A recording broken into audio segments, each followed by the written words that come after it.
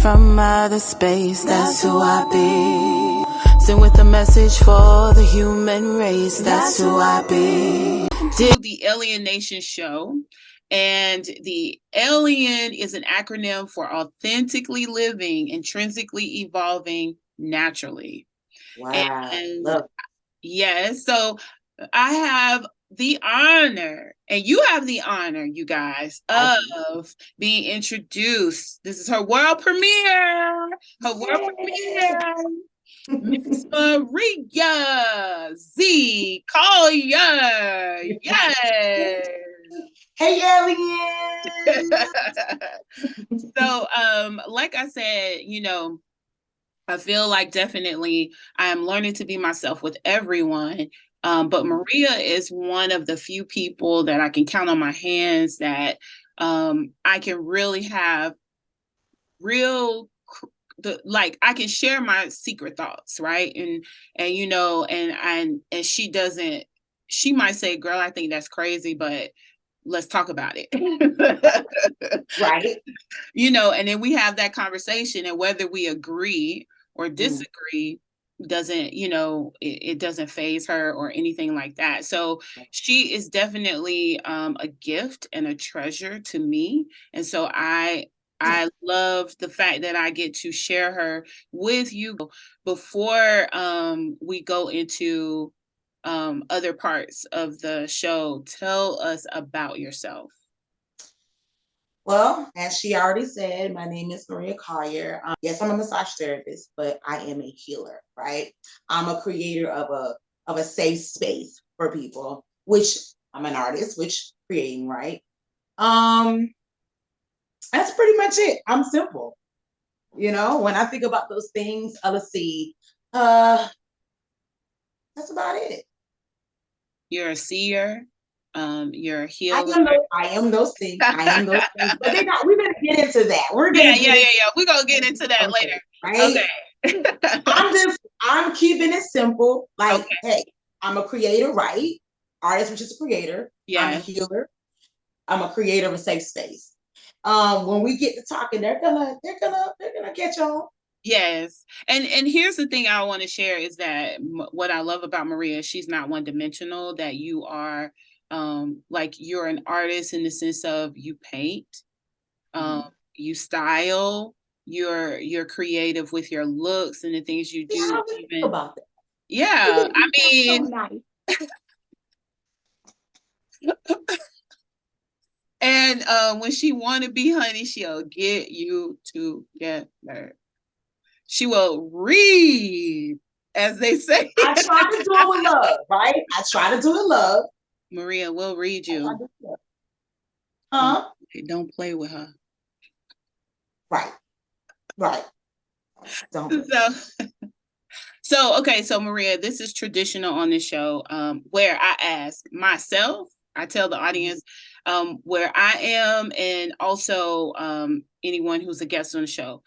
In the acronym of A.L.I.E.N, authentically living, intrinsically evolving naturally. Some, you know, not everyone is is all of those words at one time. Some people are. But where would you say in that acronym that you are currently? So what speaks to me when you gave me the acronym, I think of E for evolving, right? And I think about C for calling.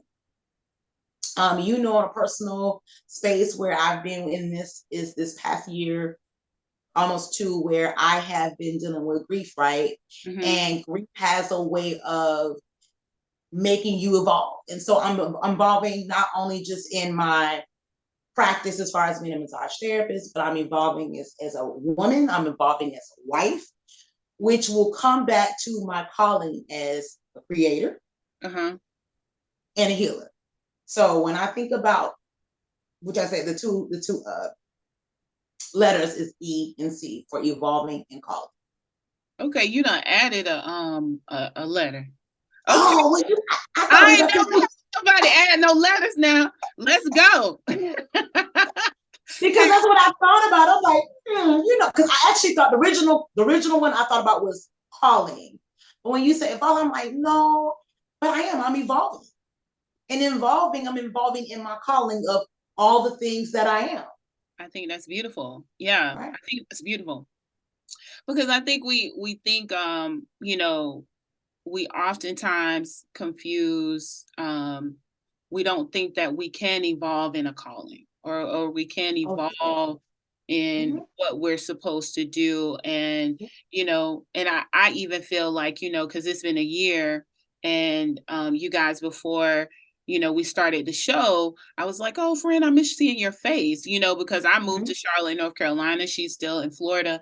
So I feel like being in Charlotte, I have evolved in a space where it's like, okay, now it's new wine, breaking free from out of old wine skin, but yet my calling is still the same. You know what I mean? But I'm not the same person I was doing that same thing. So yeah, I think because even with you evolving, I'm evolving. Friendships are a calling. Yeah. Relationships are a calling. And so, like, when you're married or whoever, you cannot remain the same. If we're all growing and trying to do what God's, right? If we're all doing that thing, we may not move at the same pace, but that means that we're becoming. We're forever becoming. In that forever becoming, right? We got our thing that we're called to do. So we got to keep it fresh, to reach more people. Yeah. Right?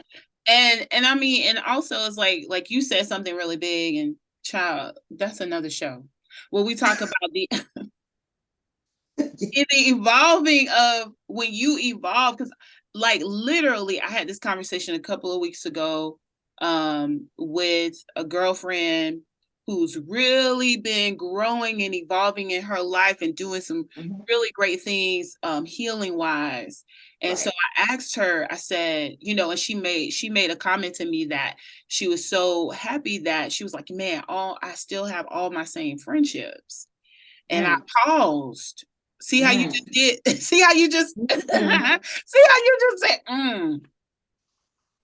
I did the same thing internally. And so I asked her a question. I said, do you believe that as you continue to grow that you're still going to be able to maintain these same friendships?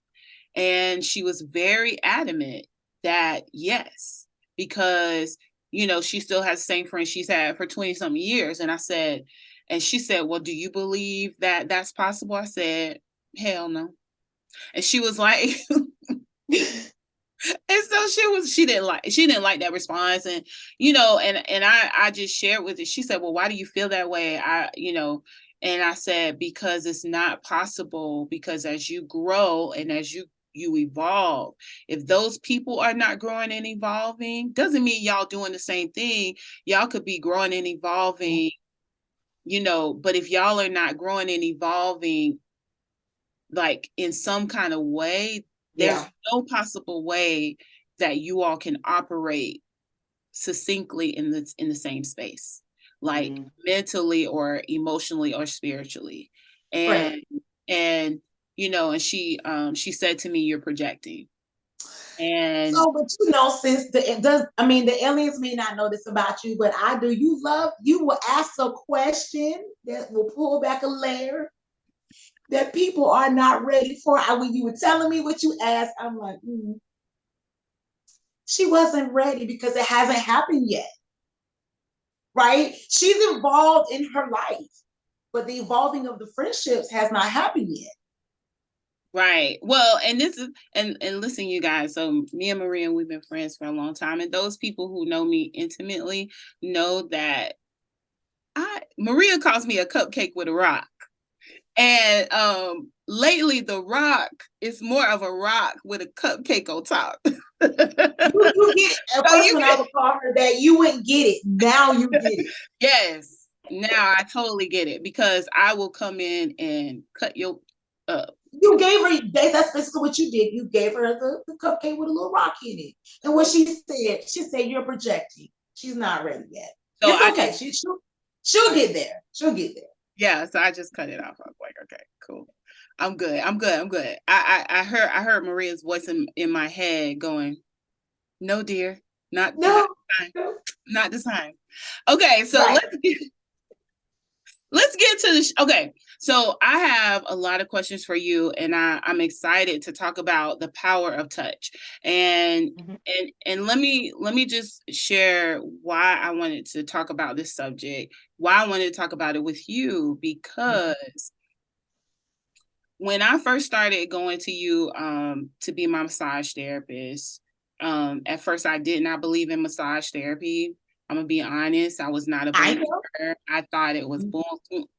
And so, but then when my body started going through, I started gaining weight. I couldn't, my body started going through all these changes. And I've always been able to go on a diet, lose weight, and be good.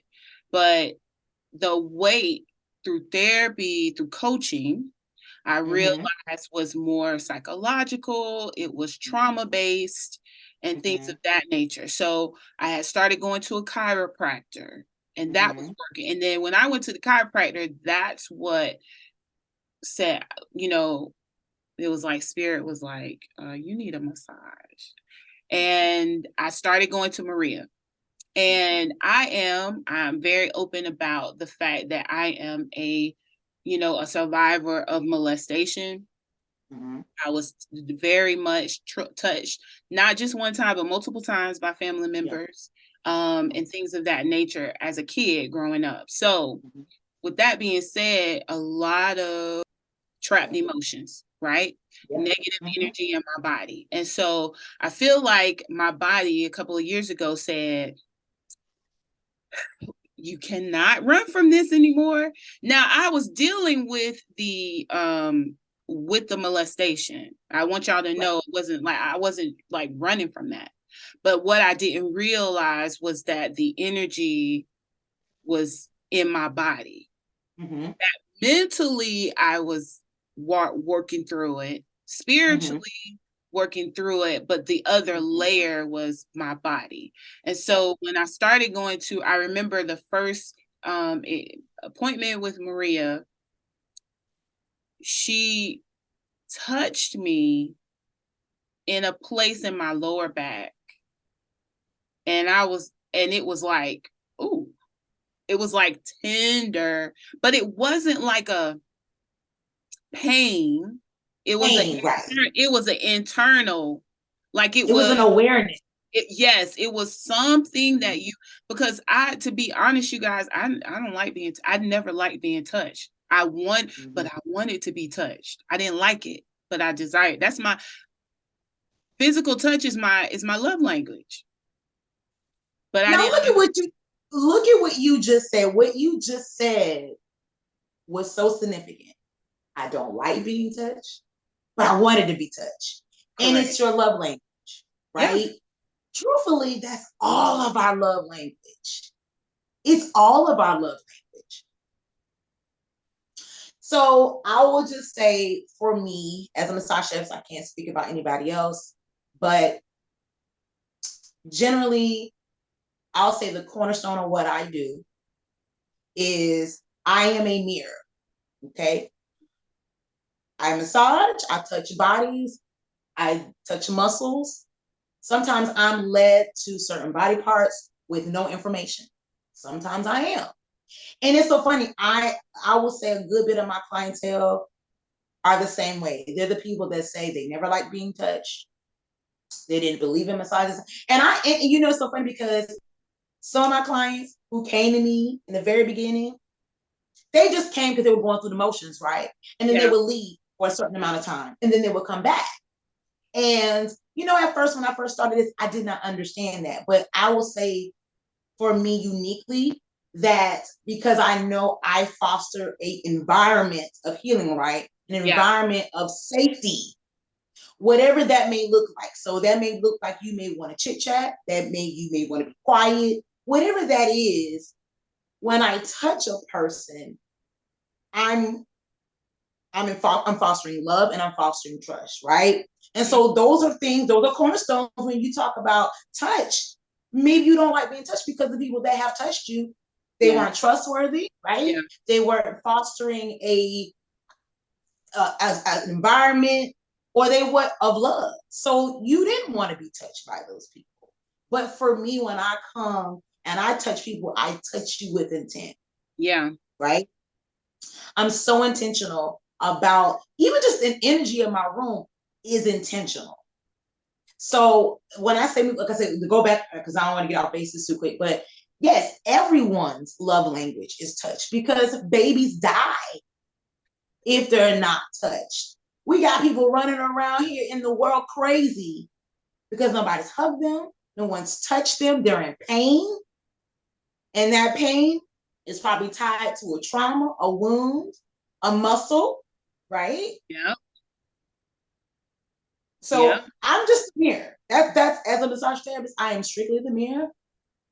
And I'm just showing, I listen to your body and I just show you. Do you think if we were all more conscious of the power that, that our bodies are energy holding vessels? Right. So, because you spoke about intention twice. You said, you keep saying that right. word. Mm-hmm. So even when we go to touch someone's back, because even when you think about, when someone's in pain and you go touch their back, your intention is to comfort. Correct. Right? So and that's what you're saying is like the intention when we're, when you're touching or holding or whatever. Correct. Anything. So one of the questions that I tend to ask my clients, right, and you've experienced this, is what do you do for a living, right? Because what you do for a living, your body molds to. I tend to ask, well, if there are any injuries, what are your hobbies? Because your body is, I always explain that, I'll say with men, I will explain their body as a car, right? And because I know that a lot of women understand computers, not saying men don't, but I tend to say programming to women. Like your body is a computer, right? So whatever you do, your body's going to mold to that. Okay. Well, that's intent. Yeah. Right? You intentionally do the things that you do, right? So when I come in, you come in my room and you lay your stuff on my table, you're intentionally allowing for me safety, being vulnerable, right? Mm-hmm. And so I want to honor that. I want to honor when you lay your stuff on my table to build trust, right? And so whenever I touch somebody, again, when I touch somebody, I want to be intentional with that.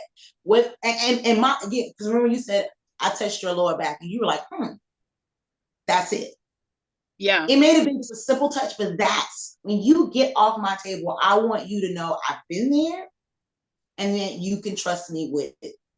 Yeah, because and it's like the power, because the next day I remember I text you to thank you because I had gone to the gym, and coming from the gym, I had a flashback of that experience with the touch, and I was bawling my eyes out. And it was a release. And and then that was the moment when I said, oh. Yeah. Because you were ready.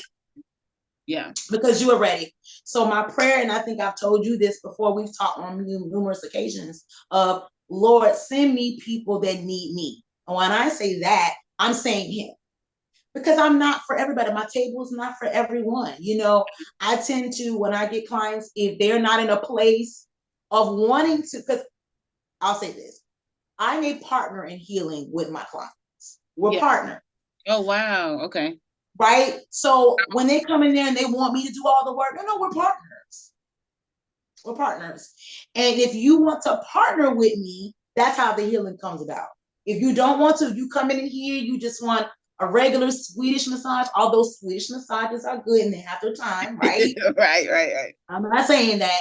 But if you just want to come in there and you want to relax and we're not working on anything, then I know I'm not the therapist for you. Well, and you know what? That goes a lot in line with our relationship with God, with ourselves, with healing. It's like, because you can't just go to a therapist and, sit there and let them talk, or you just talk all day and then go home and do the same thing you was doing, right? Absolutely. The work part comes when you, when you pivot to align yourself with that what you want and that Right. what you desire. But it's all about us making that decision. So it's like, when after that day, I understood, okay, when I go in here, this is a part of my healing process, Correct. not just physically, but also emotionally and spiritually. Correct. As well, because otherwise it's not going to work. Now, question for you, when you got into this industry, when you started doing this work, did you know at that moment, okay, I'm a healer? No. Or was it the process of, like, when did that moment come for you where you were like, so I cannot pinpoint the moment. Now, you remember what we talked about when you made me, well, I ain't gonna say made me, but remember you said, give me a letter, right? And I said, evolving in my calling. My entire career of being a massage therapist, I've been continuously evolving. But I will say this, evolving in that has been me evolving and healing too. So here's the thing, because you notice I haven't said I'm a massage therapist. I simply said I'm a healer. Right. Being part of a healer is, guess what? I got trauma, I got wounds, I got stuff too. So it's not just the client on the table. They're being a mirror to me too sometimes. They're forcing me sometimes to evolve. And so it was, and it's always have been when I get a difficult client, or I will get some client, I don't know, it just be like, I'm super tired, I don't want another client, and I end up getting someone, and that is always that last person of the day, or that client I get and I don't really want. Right. And it becomes life-changing for some reason. It's always something I'm going, that I'm on a high for the rest of the day. Right. So I'm constantly, I can't remember just one particular moment. There's been several moments of me evolving and becoming. And so now, like I said, in within this space of a year or two of me going through my grief journey, I definitely know I'm a healer. Yeah. And when you, because when you said to me, some time ago, some years ago, when you started utilizing the terminology of healer, your everything shifted. I feel like when you started using that, when you started saying, hey, I'm a healer, that goes back to being authentically yourself. That's one of your the core of who Maria is a healer. And when you started shifting that way, I remember because y'all, I was like, this woman is a miracle. You know, everybody should go to Maria, my best friend, Maria, everywhere. You know, but I also remember you pulling me to the side and saying, don't do that. Yeah. And I was like, what? Listen, you guys, I'm gonna be honest, I was a little hurt. I was hurt. And but you explained to me, you said, no, I am looking for those who are looking for me. Who are looking for me. And those people, not everybody can get on my table. It's not gonna work for them. Because when someone comes on my table, it gets real. Other space, that's who I be. Send with a message for the human race, that's who I be. Different in every way, weird some would say, but really